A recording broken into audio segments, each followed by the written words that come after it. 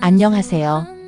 당신의 마음에 작은 파문을 일으킬 이야기, 한 편의 이야기입니다. 오늘 들려드릴 이야기는 나의 집은 당신이 있는 곳입니다. 40년이라는 긴 세월을 뛰어넘어 다시 마주하게 된 한 남자의 애틋한 사랑 이야기입니다. 인생의 황혼역에 찾아온 두 번째 기회 앞에서 진정한 행복과 집의 의미는 무엇인지 함께 따라가 보려 합니다. 이 이야기는 두 사람의 목소리로 진행됩니다. 먼저 이야기의 배경과 분위기를 안내할 해설자, 저 진경입니다. 그리고 이야기의 주인공으로 자신의 깊은 마음속 독백을 들려줄 수환입니다. 옛 여친 윤희와의 얽힌 얘기. 그럼 이야기의 줄거리를 간단히 소개해드리겠습니다. 뉴질랜드의 평화로운 바닷가 마을에서 조용한 은퇴 생활을 보내던 70대의 한인 이민자 수환. 그는 어느 날 창고 깊은 곳에서 40년 전 헤어진 첫사랑이 보낸 낡은 편지 한 통을 발견하게 됩니다. 잊었다고 생각했던 이름, 묻어두었던 감정이 되살아나면서 그의 고요했던 일상은 송두리째 흔들리기 시작하는데, 과연 그는 잃어버린 시간을 되찾을 수 있을까요? 그럼 지금부터 수환의 이야기 속으로 함께 들어가 보겠습니다. 뉴질랜드의 어느 바닷가 마을. 햇살이 쏟아지는 통창 앞으로 김이 오르는 커피 한 잔이 놓여 있습니다. 70대의 수환이 창가에 앉아 말없이 먼 바다를 바라봅니다. 식탁 위에는 그가 혼자 먹다 남긴 토스트 한 조각이 외로이 놓여 있고, 잘 정돈된 집 안은 너무 고요해서 작은 시계 소리마저 크게 들립니다. 벽에 걸린 아내와의 빛바랜 사진이 그의 시선 끝에 머뭅니다.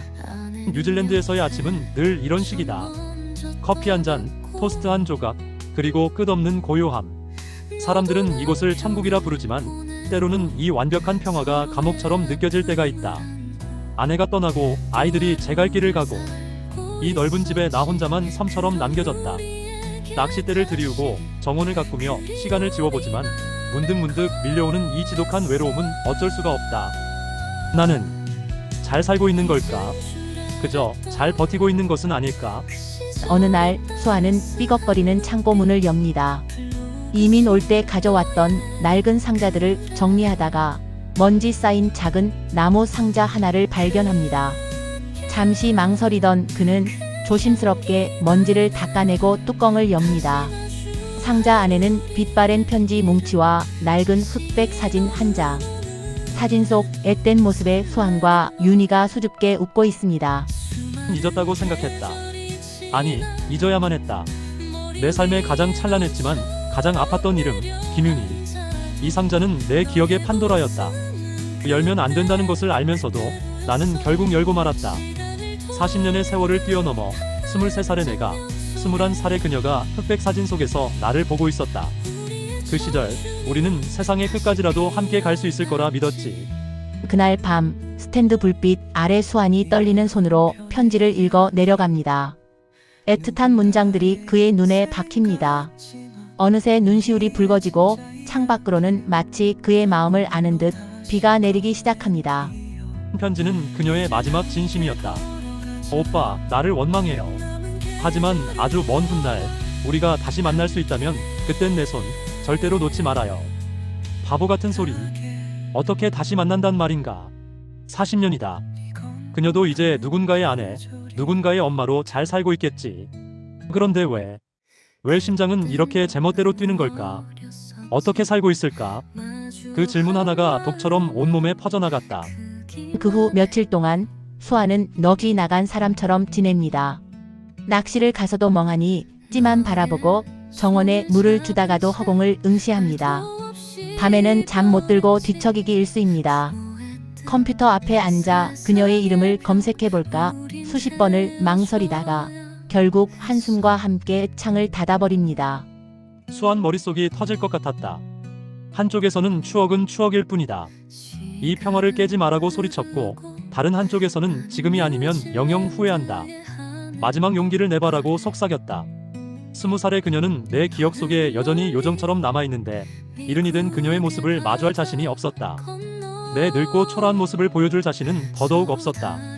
무엇보다 먼저 떠난 아내에 대한 죄책감이 발목을 잡았다. 이 집, 정원, 이 바다. 모든 곳에 아내와의 추억이 배어 있는데 내가 지금 무슨 생각을 하는 건가? 깊은 고뇌에 빠진 수환이 거실벽에 걸린 아내의 사진 앞에 멈춰 섭니다. 그는 말없이 사진을 물끄러미 바라보다 손으로 액자를 부드럽게 쓸어봅니다.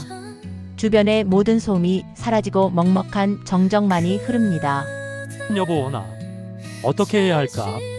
대답 없는 질문을 던져본다. 당신이라면 뭐라고 했을까? 바보 영감탱이, 마음 가는 대로 해요. 대신 가서 실망은 하지 말고. 그렇게 핀잔을 주며 웃어주지 않았을까? 그래, 이건 바람이 아니다. 내 인생에 풀지 못한 매듭을 더 늦기 전에 풀어보려는 마지막 몸부림일 뿐이다. 실망하더라도 좋다. 그녀가 행복하게 잘 살고 있다는 소식만이라도 확인할 수 있다면 그걸로 족하다. 큰 결심을 한 수환이 다시 컴퓨터 앞에 앉습니다. 편지의 단서들을 조합해 마침내 고요한 마음, 작은 정원이라는 블로그를 찾아내고 떨리는 손으로 비공개 메일을 보냅니다. 며칠 후 기적처럼 답장이 옵니다. 얼마 뒤 수아는 첫 화상통화를 시도합니다. 노트북 화면에 마침내 윤희의 모습이 나타나고 두 사람은 어색한 침묵 속에서 서로의 변한 얼굴을 마주 봅니다. 메일을 보내고 기다리는 며칠이 40년보다 더 길게 느껴졌다. 그리고 답장이 왔다. 기적이었다. 우리는 첫 화상 통화를 했다. 화면 너머의 그녀는 내가 기억하던 앳된 소녀가 아니었다. 깊은 주름과 흰머리를 가진 나와 같은 시대를 살아낸 여인이었다. 어색한 침묵 속에서 우리가 처음 나눈 말은 건강은 괜찮으냐는 지극히 현실적인 질문이었다. 우리는 약속했다. 섣불리 만나지 말자고. 대신 앞으로 6개월 동안 편지와 전화로 서로를 다시 알아가자고. 40년의 세월을 건너는데 6개월은 필요한 최소한의 예의라고 생각했다. 그렇게 두 사람의 특별한 시간이 시작됩니다. 수아는 뉴질랜드의 푸른 풍경과 자신이 잡은 물고기, 정원에서 갓 단 토마토 사진을 찍어 보냅니다. 윤희는 미국 시애틀의 집과 자녀들의 사진, 자신이 직접 구운 애플파이 사진으로 답합니다. 두 사람은 밤마다 긴 이메일을 주고받으며 서로의 잃어버린 삶의 조각들을 맞춰갑니다. 우리의 두 번째 연애는 그렇게 시작되었다. 이메일과 메신저로. 나는 그녀에게 뉴질랜드의 양떼와 푸른 바다를 보냈고 그녀는 내게 시애틀의 비와 그녀가 구운 애플파이를 보내왔다. 우리는 서로의 배우자에 대해, 자식들에 대해 이야기했다. 질투도 원망도 없었다. 그저 서로의 힘겨웠을 세월을 묵묵히 들어주고 다독여줄 뿐이었다. 40년이라는 공백은 오히려 우리를 더 깊고 성숙하게 만들었다. 시간이 흘러 이메일은 전화 통화로 이어집니다. 뉴질랜드의 수환이 밤 산책을 할 때면 아침을 맞은 시애틀의 윤희에게서 전화가 걸려옵니다. 두 사람은 풀벌레 소리와 커피 내리는 소리를 배경 삼아 서로의 목소리에 의지의 일상을 나눕니다. 어느새 우리는 매일 같은 시간에 통화를 했다. 나의 밤과 그녀의 아침은 전화기 너머에서 하나가 되었다. 그녀의 목소리를 듣는 것만으로도 하루의 피로가 모두 씻겨나가는 듯했다. 우리는 40년 전 그날에 대해서도 이야기했다. 왜 떠나야만 했는지, 왜 잡지 못했는지. 오랜 앙금들이 눈물과 함께 씻겨 내려갔다. 나는 그녀에게 주지 못했던 작은 나무새에 대해 고백했다. 아직도 그것을 간직하고 있다고. 전화 너머로 그녀의 흐느낌이 들려왔다. 약속한 6개월이 거의 다 되어갈 무렵 윤희가 가벼운 감기 몸살로 며칠 연락이 두절됩니다. 수아는 안절부절 못하며 하루 종일 전화기만 쳐다봅니다. 며칠 후 마침내 연락이 닿은 그녀의 지친 목소리를 듣는 순간 수아의 마음속에서 무언가 무너져 내립니다. 그는 더 이상 기다릴 수 없다고 결심하고 곧장 컴퓨터를 켜 시애틀행 비행기 티켓을 예매합니다. 고작 며칠 연락이 안 되었을 뿐인데 세상이 무너지는 것 같았다. 그녀가 내 인생에서 다시 사라져버릴 것 같은 공포. 그때 깨달았다. 6개월의 시간은 충분했다. 나는 더 이상 화면과 전화기 너머의 그녀가 아닌 진짜 그녀를 만나야 했다. 그녀의 손을 잡고 괜찮으냐고, 내가 왔다고, 이제 아무데도 가지 않겠다고 말해줘야만 했다. 나는 내 인생의 마지막이 될지도 모를 여행을 예약했다. 마침내 시애틀 공항에 수환이는 출국장을 나섭니다. 저 멀리 그를 발견한 윤희가 눈물을 글썽이며 서 있습니다. 두 사람은 천천히 다가가 아무 말 없이 서로를 바라봅니다. 세월의 흔적이 가득한 서로의 얼굴을 조심스럽게 어루만집니다. 하지만 그들 곁에는 경계심 가득한 눈빛의 아들 제임스가 차갑게 서 있습니다. 드디어 그녀를 만났다. 사진보다 더 주름은 깊었지만 그 미소만은 40년 전 그대로였다. 우리는 한참 동안 아무 말도 하지 못했다. 무슨 말이 더 필요하겠는가? 살아줘서 고맙다고, 기다려줘서 고맙다는 눈빛이 오고 갈 뿐이었다. 하지만 그녀의 곁, 아들 제임스의 차가운 시선은 우리의 만남이 결코 순탄치 않을 것임을 예고하고 있었다. 그날 저녁 윤희의 집에서 어색한 식사가 이어지고 아들 제임스의 오해는 결국 폭발합니다. 하지만 수환이 40년간 간직해 온 낡은 나무 새 조각을 꺼내놓는 순간 모든 진실이 밝혀집니다. 아들 제임스는 충격과 미안함에 고개를 숙이고 그렇게 세 사람의 위태롭던 관계는 극적으로 화해하는 듯 보였습니다. 수아는 뉴질랜드의 모든 것을 정리하고 윤희의 집으로 들어갔습니다. 꿈에 그리던 순간이었습니다. 그녀와 함께 아침을 맞고 함께 장을 보고 함께 저녁을 먹는 일상 내 인생에 다시는 없을 거라 생각했던 행복이었다. 40년의 세월을 보상받는 기분이었지. 하지만 시간은 마냥 우리를 기다려주지 않았다. 서로 너무도 다른 환경에서 40년을 살아온 두 개의 섬이 하나의 대륙이 되는 일은 생각보다 쉽지 않았다. 행복도 잠시 현실의 벽이 모습을 드러내기 시작했습니다. 수안의 조용한 뉴질랜드 생활과 달리 윤희의 미국 생활은 늘 분주했습니다. 늦은 밤까지 TV를 보는 윤희와 이른 새벽에 일어나 책을 읽는 수한. 한식을 고집하는 수한과 빵과 시리얼이 익숙한 윤희. 사소한 생활 습관의 차이가 조금씩 그러나 분명하게 둘 사이에 미세한 균열을 만들어내고 있었습니다. 함께 있다는 사실만으로도 좋았지만 가슴 한구석이 답답해져 오는 건 어쩔 수 없었다. 나는 내 평생의 습관을, 그녀는 그녀의 삶의 방식을 서로에게 강요할 수 없었다. 그녀의 집에서 나는 고마운 손님일 뿐 여전히 이방인이라는 생각이 들었다. 이게 정말 내가 원했던 삶일까? 나는 무엇을 위해 내 모든 것을 버리고 이곳으로 왔나? 후회라는 단어가 머릿속을 맴돌기 시작했다. 첫 번째 파도는 생활의 충돌이었습니다. 그리고 곧이어 더 거센 두 번째 파도가 밀려왔습니다. 바로 현실적인 재정 문제와 아들 제임스와의 갈등 재발이었습니다. 나는 더 이상 손님으로 머물고 싶지 않았다. 그래서 윤희에게 제안했다. 뉴질랜드 집을 판 돈을 합쳐 이곳 시애틀이 아닌 조용한 교회에 우리 둘만의 새로운 집을 구하자고. 온전히 우리의 힘으로 새로운 보금자리를 만들고 싶었다. 하지만 내 진심은 또다시 오해의 벽에 부딪혔다. 그 제안을 들은 아들 제임스의 얼굴이 굳어졌습니다. 그는 수안의 제안을 어머니의 재산을 통제하려는 시도이자 돌아가신 아버지의 흔적을 지우려는 행동으로 받아들였습니다. 그는 냉담하게 말했습니다. 어머니는 이 집에서 충분히 안정적으로 살고 계십니다. 굳이 저희 가족의 일에 아저씨의 돈을 섞을 필요는 없습니다. 가슴에 찬물이 끼얹어지는 기분이었다. 가족이라는 단어에 나는 포함되어 있지 않았다. 나는 여전히 외부인이었고 침입자였다. 윤희는 내 편을 들어주었지만 아들과 나 사이에서 힘들어하는 그녀를 보는 것은 더 큰 고통이었다. 그날 밤 나는 잠을 이루지 못했다.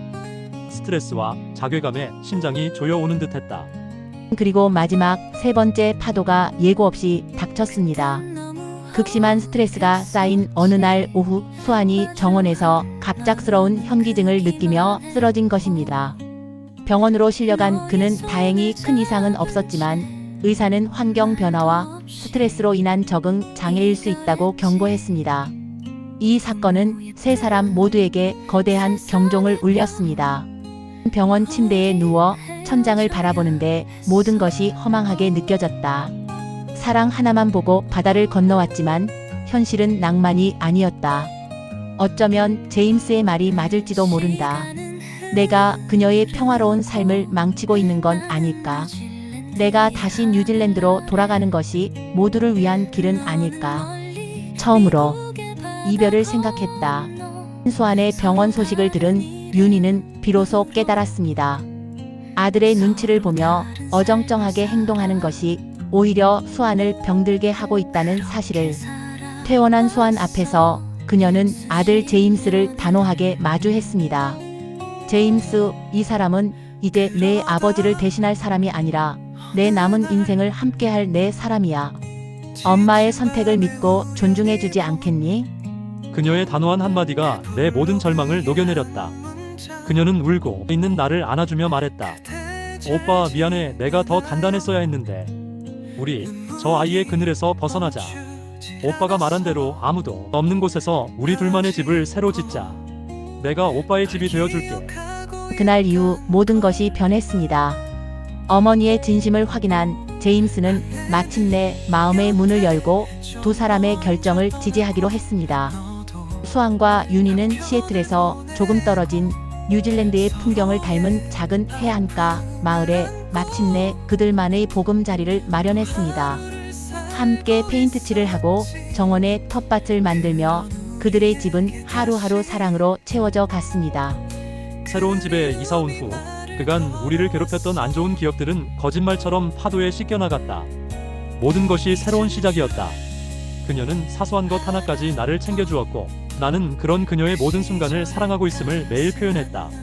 망설이고 주저했던 지난 날들이 무색하게 서로를 향한 우리의 마음과 행동은 날이 갈수록 뜨거워지고 있음을 느낄 수 있었다. 어느 화창한 주말 저녁 두 사람은 가까운 이웃인 토마스 가족을 초대해 바베큐 파티를 엽니다. 마당에는 고기 굽는 냄새와 사람들의 즐거운 웃음소리가 가득합니다. 밤이 깊어지고 토마스 가족이 정말 즐거웠어요. 라는 인사를 남기고 떠나자 정원에는 다시 둘만의 고요함과 귀뚜라미 소리 그리고 익숙한 파도 소리만이 남습니다.